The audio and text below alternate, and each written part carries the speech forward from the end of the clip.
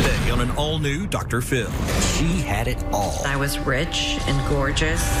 Now I'm just broke and fat. A wife and a mother. You've abandoned these children. I want to be a good mom. You don't deserve them. From living the dream You get so drunk you're asleep on the lawn. You drank in rehab. to living with her parents. I have to hide the bottles. The disease lies. I don't. Let's do it. Have a good show, everybody. Here we go. This is a safe place to talk about hard things. Stand by. We'll count you down. Today's going to be a changing day in your life. 5, 4. I am not giving up on you.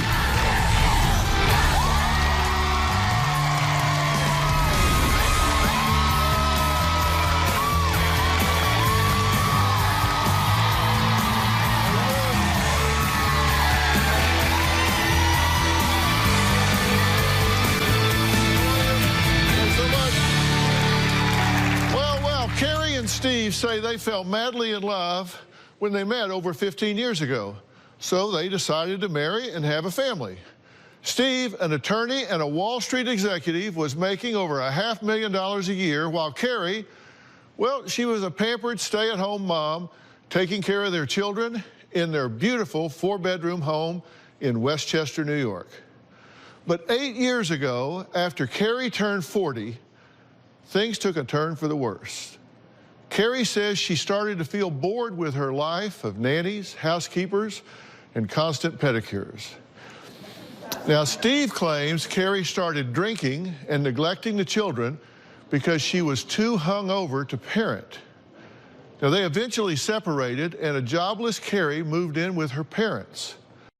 Now, Carrie says she's angry because Steve, who once made the big bucks as a big-time Wall Street attorney, traded it all in to open a marijuana dispensary business and is no longer able to support her in the way she had grown accustomed.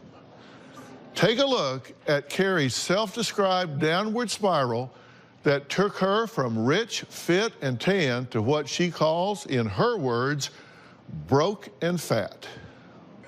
My husband Steve and I had it all. My wife Carrie seemed to have everything she wanted. We had 2 beautiful children who went to the best private schools. We lived in a nice 3,000 square foot home with 4 bedrooms in an exclusive community just outside New York City.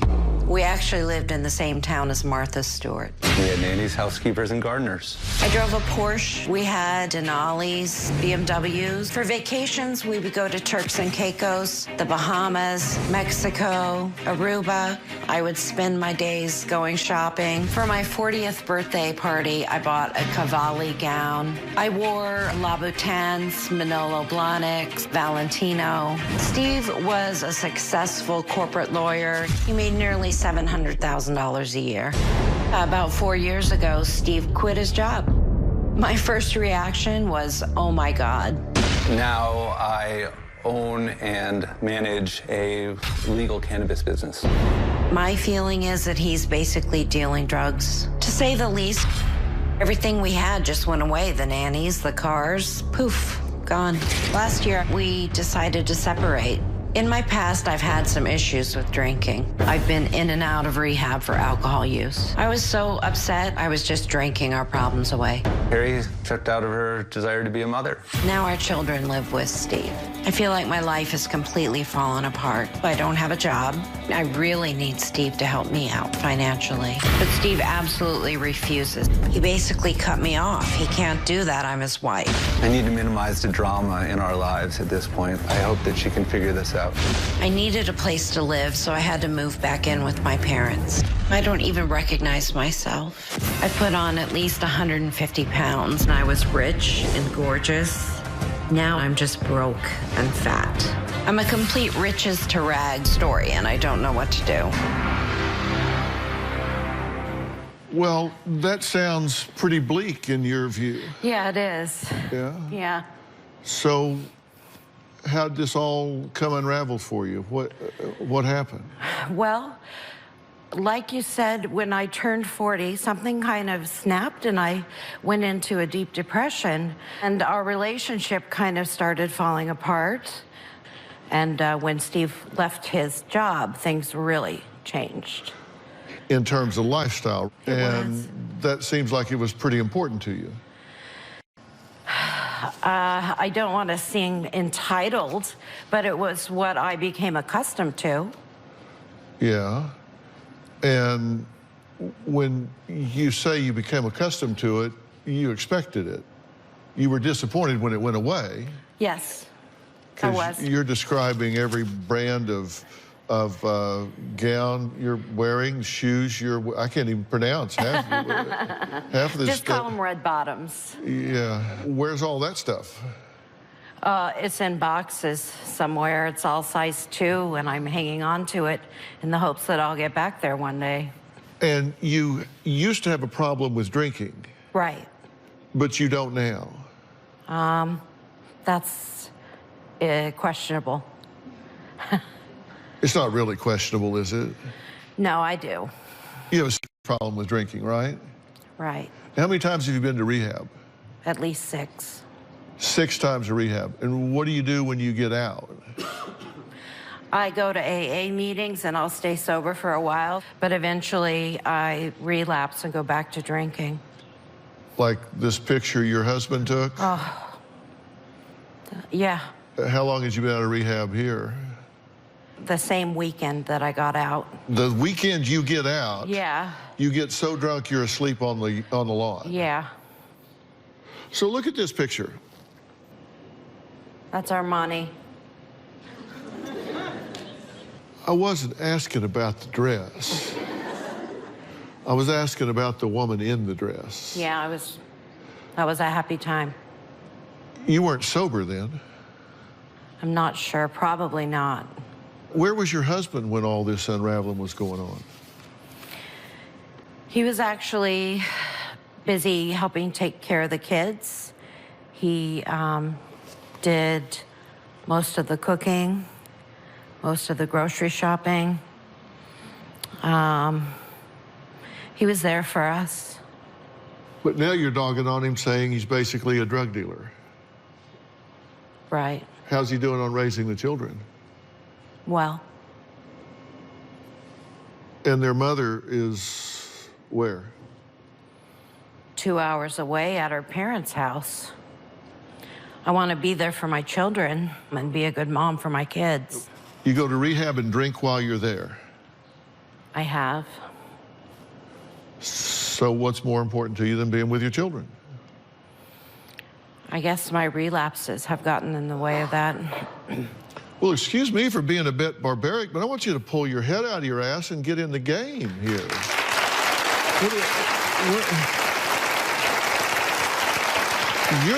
You're better than what you're doing. You are better than what you're doing. You're better than laying around. Where are you going to be a year from now doing what you're doing?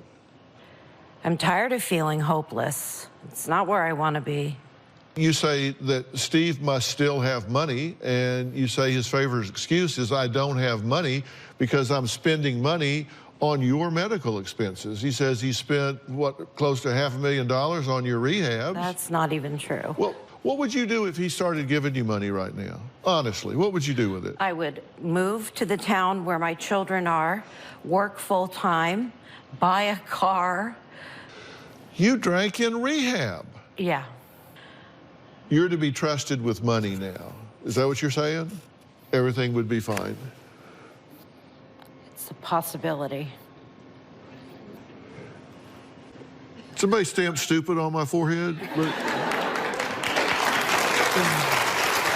You don't believe that. The way things are right now, it's out of control. Right. I understand that, and I don't want that. Well, tell yourself the truth. The disease lies. I don't. I'm curious what your husband has to say. We're going to add him to this conversation next and see how all of this unfolded and went from the fancy gowns and the red bottom shoes to living 2 hours away from the kids who have got to be wondering, where is my mother? We'll be right back.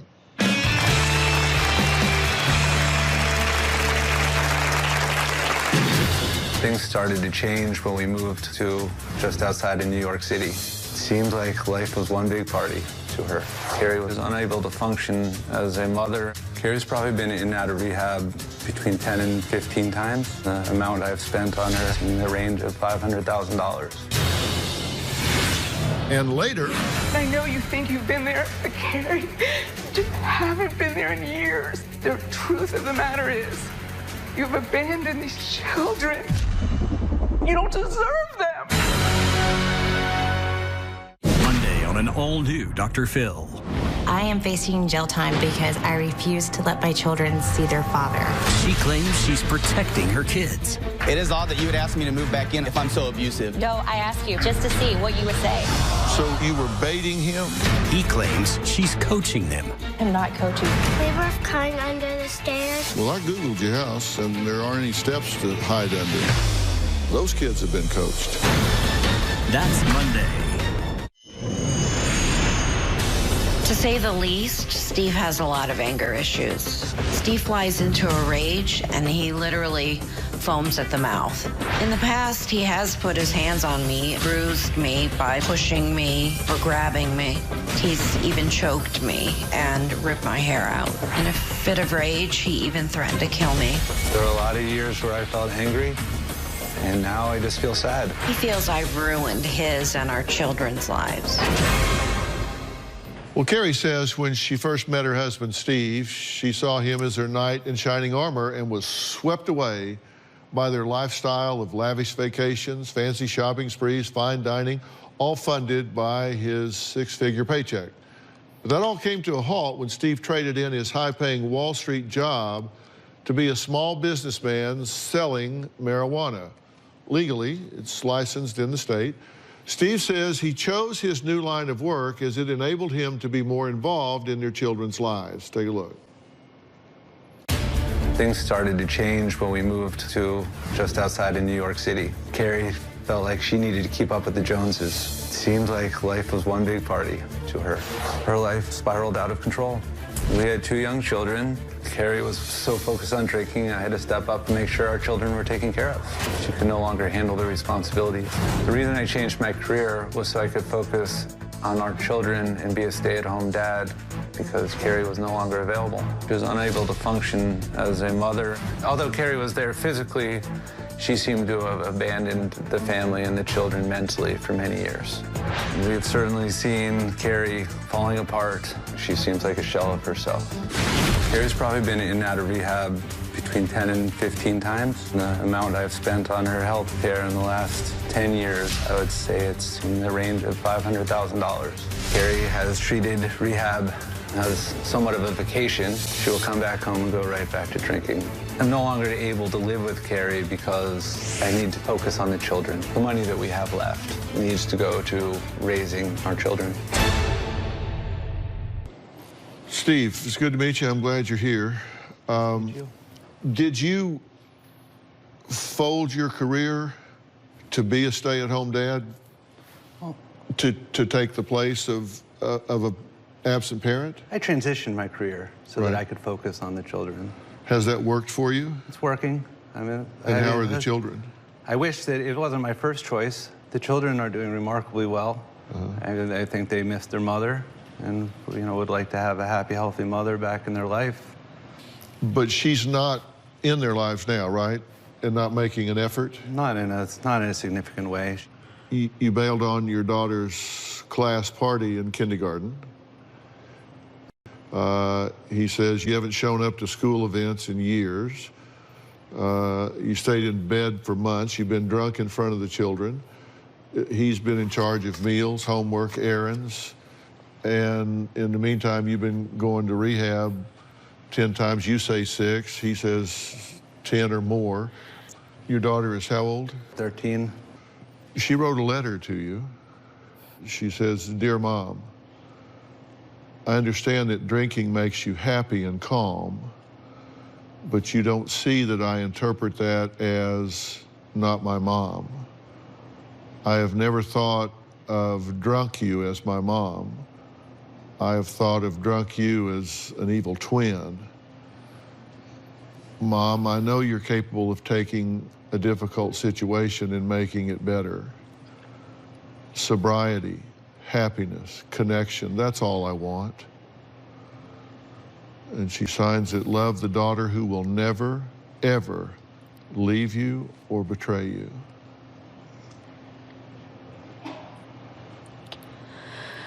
It's so painful. When you told us your story, you talked about a lavish lifestyle. You talked about a 4-bedroom home that was gone. You talked about private schools that were gone. You talked about nannies that were gone. You talked about expensive vacations, driving expensive cars. You talked about the Cavalli gowns, the shoes I can't pronounce. You talked about all of those things that were gone. But you didn't say much, if anything, about the quality time with your children. It's too painful. It's part of the reason I drink, is because it's all so painful. Carrie says her parents allowed her to move back home with one condition. She does not abuse alcohol. Said if she drinks, deal off. So did she keep her end of the agreement? Well, we'll talk to them and find out what they say when we come back.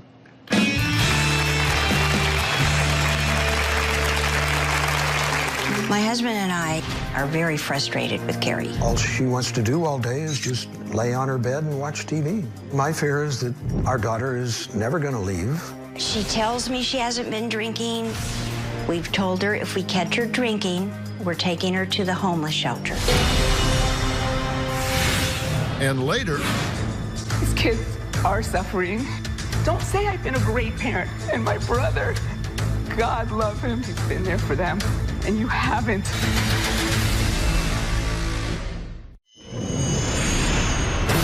At the moment, I'm living with my parents. I'm 48 years old and I feel like I'm locked up. It feels like living in jail. It's very tense living with my parents. They're on my case about getting a job, getting a car, getting out of the house. I feel like a teenager. They absolutely treat me like a child. Carrie says she feels like a teenager since being forced to move home with her mom and her dad. Her parents, Charlie and Carolyn, say they have made huge sacrifices to allow their jobless 48-year-old daughter to stay with them, including loaning her thousands of dollars. Now, their only stipulation is that Carrie not drink while she lives under their roof. About 4 months ago, our daughter Carrie moved into our home. When I picked her up at the airport, I didn't recognize her. She had gained so much weight. My husband and I, at this point, are very frustrated with Carrie. All she wants to do all day is just lay on her bed and watch TV. Carrie doesn't have a job, and she hasn't been looking for a job. I've tried to give her advice. She acts like she doesn't appreciate it, so I pretty much given up. We've given her about $12,000. We told her if we give you money, it's going to come out of your inheritance. She tells me she hasn't been drinking. We've been very clear with her. We've told her if we catch her drinking, we're taking her to the homeless shelter. We've told her flat out that if we catch her drinking, it's a deal breaker. My fear is that she will never get her act together. Thank y'all for being here. Now, her behavior, according to you guys, I made a list. You say even living under your roof, she doesn't clean, she doesn't help cook dinner. You say she watches TV 95% of the time. You say she sits in her room, doesn't have a job. You gave her $2,000 for class that she didn't take. She pawned her wedding ring for money, sold the car, received $300, took $12,000 from y'all, serious debt. We want to try to give her the benefit of the doubt. You gave her $12,000? Well, over a period of time. We're considering it early inheritance. So when the time comes, if there's anything left to share with her sister, it will come out of her share. You give a drunk cash. Oh, we didn't. Yeah, we did. Did we give her cash? Well, you did lay this rule down. If you're not going to drink here, You might lay around like a lizard on a rock and watch TV all day, but you're not going to drink here. Now, despite her parents claiming she doesn't drink, Carrie confessed something to us on tape just a few days ago. Take a look. There's a lot that my parents and Steve don't even know. They all think that I've been sober. The fact of the matter is that I have been drinking. Just yesterday, I probably had 10 drinks. Even today, I had 2 tequilas and a bottle of wine. In my parents' house, I know they have a no drinking rule. But you know, I drink at their home all the time. I use my parents' car to go buy alcohol. I have this great Todd's purse that I can hide the liquor in. Sometimes I have to drape a sweater over it so they can't see that it's bulging. And what I do is I close the bedroom door and go in and I drink. When I'm drinking, I have to hide the bottle behind pillows. After I finish a beer at my parents' house, I'll take the bottle and hide it in a suitcase I have in my closet. This is where I'm hiding my bottles. If my parents find it, they're gonna take them out. I also have 2 adult children from a previous relationship. And they pick me up, we go out drinking. Cheers, bottoms up, Long Island iced tea. My fear now is that everyone knows what I've been up to. My parents are probably gonna kick me out. What's your reaction to that? We had our suspicions. Yeah, but we didn't have proof. And you don't really want to be the alcohol police. When you have a daughter at 48, you know, you don't want to be the alcohol police. So you're trying to, again, give her the benefit of the doubt. You've been here a few days, right? Mm-hmm. Yeah. Saturday, she drank alcohol on the plane.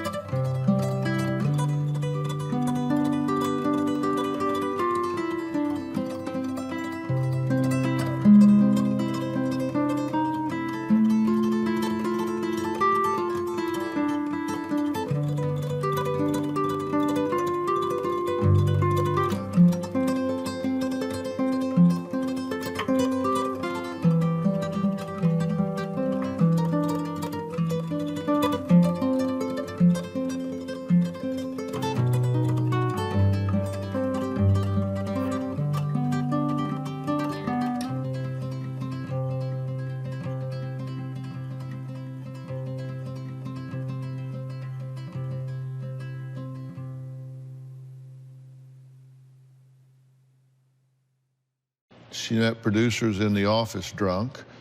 She requested staff to get her cigarettes. She requested staff accompany her for lunch. She drank alcohol at lunch.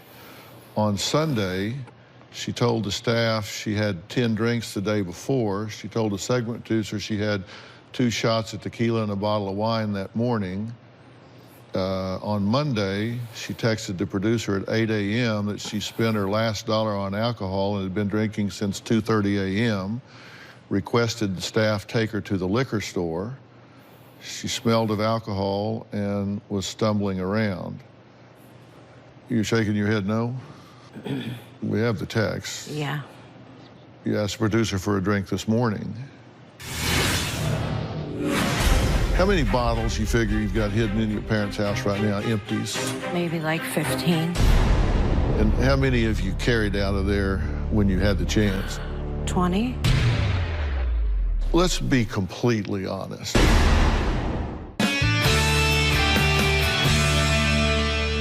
We're not going to debate if you have a drinking problem, are we? No. And you disclose to us that you're drinking in their house. That tells me that you don't really want to hide this. No. Let's be completely honest, okay? I mean, what the hell? I mean, they can kill you, but they can't eat you, right? I mean... Yeah. How many bottles you figure you've got hidden in your parents' house right now, empties? Maybe like 15. And how many have you carried out of there when you had the chance? 20. So 15 there, and you've taken 20 out so far? Yeah. How do you not know this? She's sneaking. She stays in her bedroom with the door shut. I can't help her if you don't help me. Okay. That's the problem here. Well, I can't. We will help you. And listen, you got to be just worn the hell out. I mean, cash-wise, otherwise, and I don't know. You may not put him up for husband of the year or whatever, but I'll tell you what, the boy has stepped up here. He's taken care of your children. Yeah. He's bent his life around.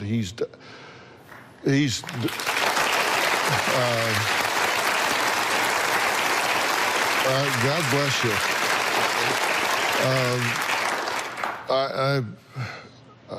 I've been doing this a long time. A lot of folks would have been gone a hell of a lot before now. And he still obviously cares about the mother of his children.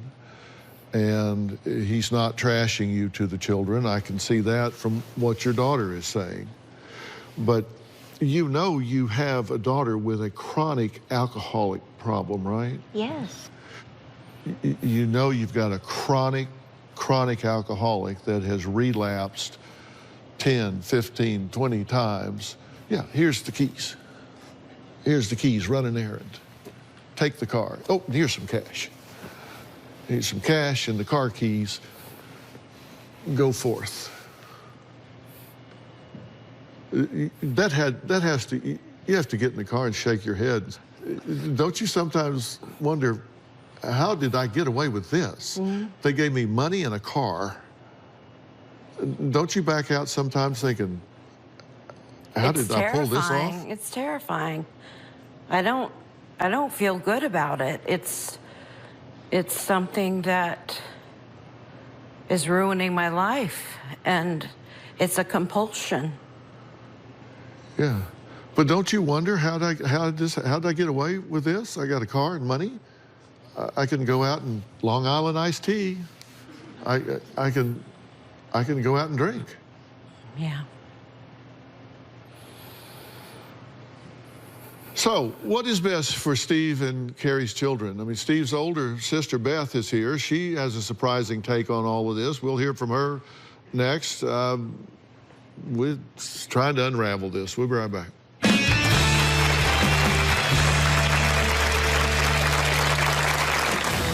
Before I became a mother, I used to look at Carrie and think, I want to be a mom just like her. She was so wonderful, and now I look at her and I can't believe the difference. Once Carrie starts drinking, the parenting stops. The last couple of years, Carrie has almost entirely abandoned her children. My concern is for those children. They deserve a great life. My children are absolutely everything to me. I'm very close to them, and we spend great weekends together at my parents' house. What I provide for my children is a strong mother figure. I do all the physical things. I wake them up in the morning, I make them breakfast, I take them to school, I drive them to their after-school activities, and I take them to doctors, dentists. I feel I'm a good mom because I'm very attentive to their feelings. I deal with them with gentleness and love. If Steve thinks that I'm not a good mom, he should take a look at himself. Well, Steve says there's no good reason to divorce his estranged wife, Carrie, because it wouldn't make sense financially, it wouldn't help their children. However, his older sister, Beth, says motherhood may just be too stressful for Carrie to handle. My brothers, Steve and Carrie, had a wonderful life. They were in New York and they had it all. Before I became a mother, I used to look at Carrie and think, I want to be a mom just like her. She was so wonderful, and now I look at her and I can't believe the difference. When everything came crashing down, the children were stuck right in the middle of this. Once Carrie starts drinking, the parenting stops. There were many times where the kids knew better than to get in the car with Carrie. They would walk home from school. Stephen has done everything for these children. The last couple of years, Carrie has almost entirely abandoned her children. I really worry about my brother, Stephen. Stephen is very stressed, having to do all the cooking, the cleaning, both parenting. My concern is for those children. They deserve a great life. These children need a stable home. These kids need dependable parents. Well, Beth, thank you for being here. What can you add to this conversation? Well, everybody's been very kind. I'm not going to be as kind, unfortunately, because these kids are suffering. You haven't been there, and when you are there, you're in your room. You haven't cooked a meal. You haven't gone to one of their events. She didn't even want to go to dance anymore because she was embarrassed that she was the only one that's mother didn't come to her dance recitals or her talent show. And Steven's doing the best he can. And I know you think you've been there, but Carrie, you just haven't been there in years. I know, I think your disease tells you one thing, but the truth of the matter is you've abandoned these children, and they are wonderful in spite of you and not because of you. Those children deserve more.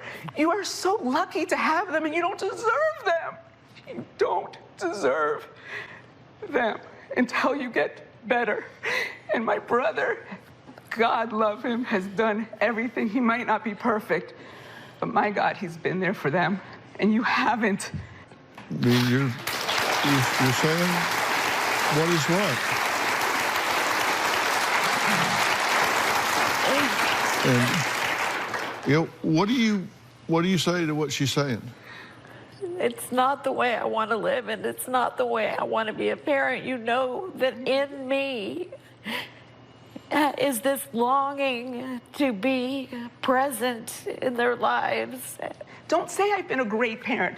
Don't let me hear you say, I've been a great parent, I've been there, I go to her. In kindergarten, she's in 7th grade. Do you know what size bra she wears? Do you know what boy she likes? She couldn't come to you. She called me for those things that she needed a female. She adores you. She didn't want to ever hurt you. I'd say, why don't you ask your mom? Oh, it's going to be too much. I don't want to send her over the edge. I don't want to make her anxious or make her depressed. So can you help me with this? It's not been easy.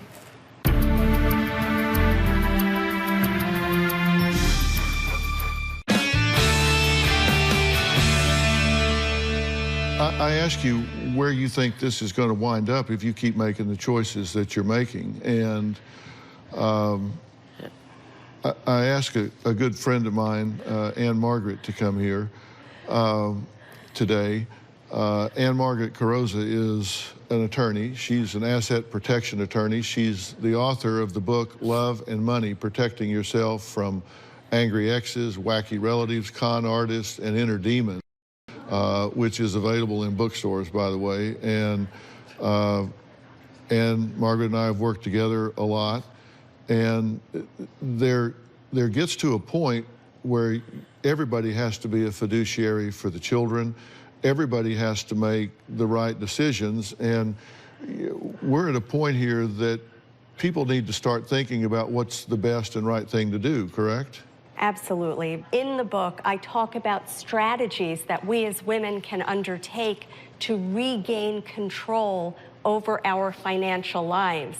In your position, I would sell the red bottom shoes, I would sell some of those designer clothes, generate some cash, open up a savings account, give your parents some money toward utilities. You're going to start to feel more in control. Yes, it's a tiny thing, but you know how when they say when money's a problem, everything's a problem? When you have control over your money, you start to feel a little bit stronger and maybe better able to tackle the other areas of your life. But as far as the kids go, I think it's critically important that Carrie and Steve, within your estate planning documents, you need to memorialize the arrangement that you have with Beth, that if something happens to you, that Beth could step in as a legal guardian. Otherwise, she'd be in court, and it could be a three-ring circus. The other thing that I'd want to see you all do is, to the extent that, Beth, you have the kids for extended blocks of time, Carrie and Steve should each execute what's called designation of standby guardian. It's a downloadable form. You don't have to pay an attorney to do it. But this way, Beth, if there's a medical emergency, you're legally empowered to deal with it. Yeah, the last thing we want to do right now, I mean, everything's about timing, right? The last thing you want to do right now is make funds available to you if your disease is in control of your life. But what you're saying is there is a point where you do want to do everything you can to make people whole, to feel like you're contributing, to feel like you're making some type of contribution, and that is true, but you've got to get yourself under control before you're able to do any of that. Now, Carrie's family came here to find out how she can start focusing on her future, not live in the past. So I'm curious how she feels about all of this, and I'm going to tell you what I think needs to happen going forward. It's going to really surprise you. We'll be right back.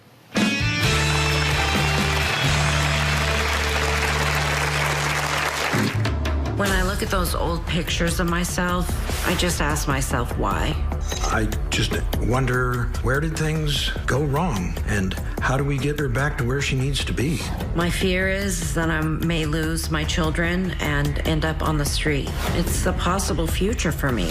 My hope for Carrie is that this will be her light bulb moment, that she finally finds the strength and get her life on track.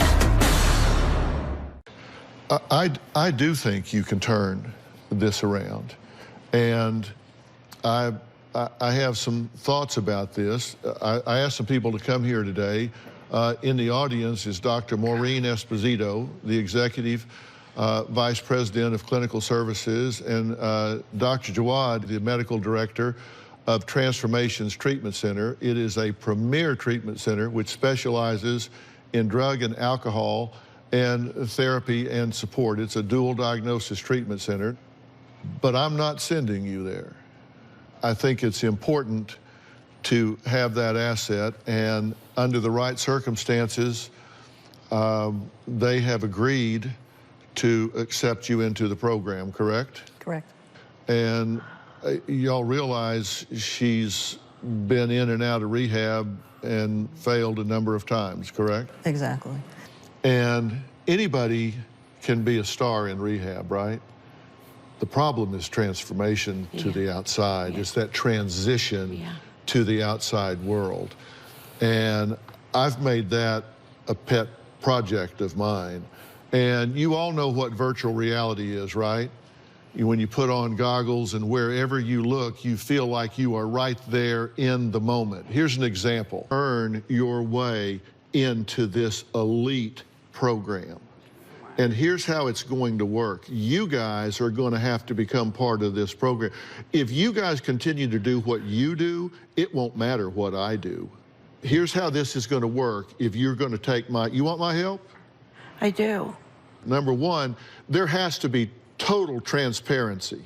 Total transparency. You have to have permission. Give yourself permission. She gives you permission. Total transparency. Don't kick her out today. She didn't follow your rules. You didn't enforce your rules. Both of you failed in that regard. Total transparency. You don't drink in their house. Go home, get rid of all those bottles. You have to submit to random drug and alcohol tests by them anytime. They are going to be my surrogates as alcohol and drug police until further advice, okay? I'm going to get you a personal trainer, I'm going to get you a life coach, and I'm going to get you a therapist.